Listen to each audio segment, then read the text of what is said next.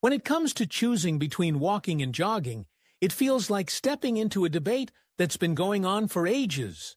You've got your die-hard walkers who swear by the simplicity and serenity of a leisurely stroll.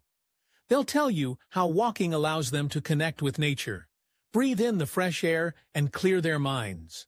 It's a gentle exercise, they say, one that doesn't put too much strain on the joints. You can do it anywhere, anytime, and it doesn't require special gear. Just lace up your shoes and go. It's a low-impact workout that's accessible to almost everyone, regardless of age or fitness level. Plus, there's something meditative about it. You can lose yourself in thought, listen to the rustle of leaves, or even catch up on a podcast. But then you have the joggers, who argue that jogging is where the real benefits lie. They'll tell you about the rush of endorphins, the sense of accomplishment that comes with pushing your body a little harder. Jogging elevates your heart rate, burns more calories in less time, and builds cardiovascular endurance. It's a workout that can be invigorating, a way to challenge yourself and set personal records.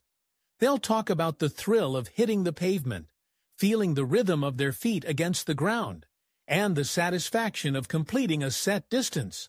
Jogging can be a social activity too. Running clubs and races bring people together, creating a sense of community and shared goals. But let's not forget the potential downsides. For some, jogging can lead to injuries, shin splints, knee pain, and other issues that can sideline you for weeks.